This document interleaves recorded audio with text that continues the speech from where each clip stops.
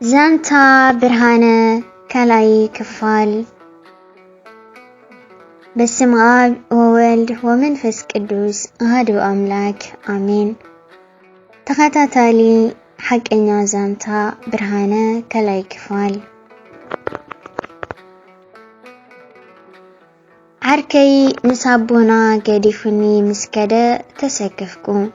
ምክንያቱ ጨጉረይ ነዊሕ ዝነበረ አቦታትና ጸጉሩ ዘንውሐን ጸጉሩ ዝጠቕለለ ወዲ ብዙሕ አይድግፍዎን እዮም።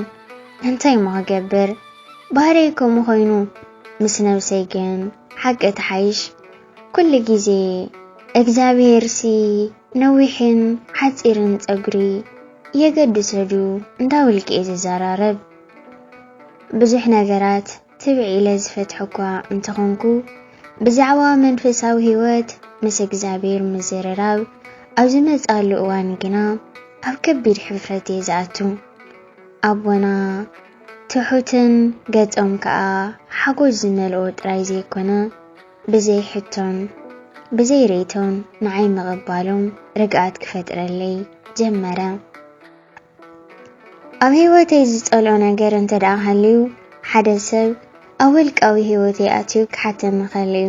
መብዛሕትኡ ሰብ እንታይ ደኣ ጸጉርኻ ንውሕኸዮ እዮም ዝብለኒ። ኣነ ግን ደስ ስለዘይብለኒ ጸጉረይ ድዩ ጸጉርኻ ኢልየ ደረቕ ኢለ ዝምልሰሎም። እዞም ኣቦና ግን ዘይከም ካልኦት ሰባት ብዛዕባ ጸጉረይ ከይሓተቱ ብሰላምታ ተቐቢሎም ኣቦና ከም ዝብሉኒ ከመይ ኢለኻ ዝወደይ ይበሉኒ። ከምዚ ናይ ነዊሕ ዓመታት ሌላ ዘለና ኮይኑ ከዓ ተሰማዕኒ። ኣነ ከዓ እግዚአብሔር ይመስገን ኣቦና ምስ በልኩም ኣቦና ከዓ ህይወትካ ከመይ ኣለኻ ዝወደይ ድማ በሉኒ ቀፂሎም።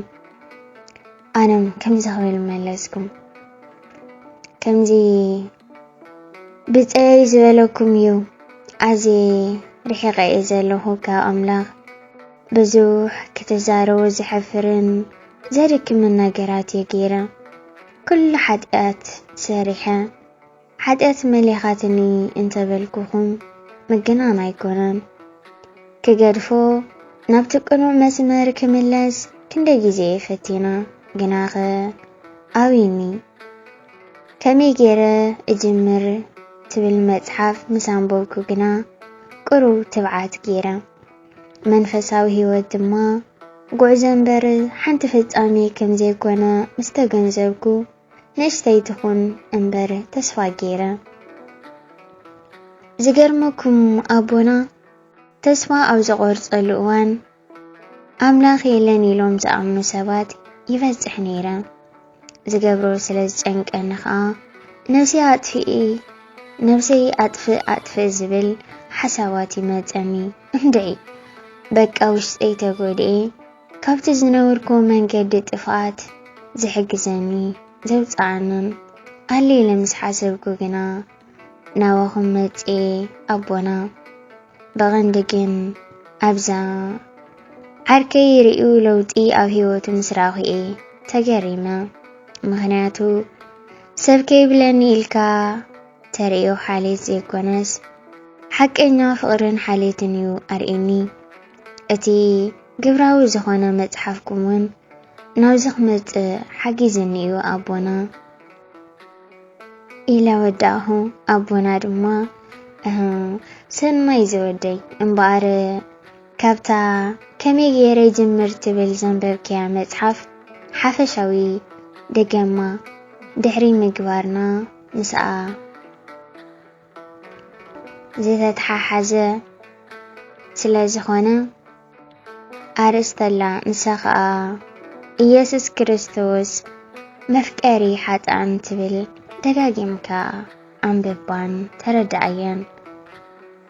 ስለዚ ቅድሚ ምጅማርና መሰረታዊ ነገር ክንርኢ ይግባአና።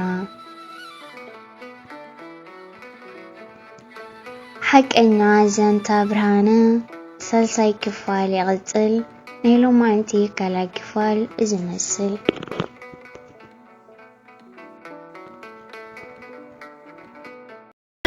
سيفري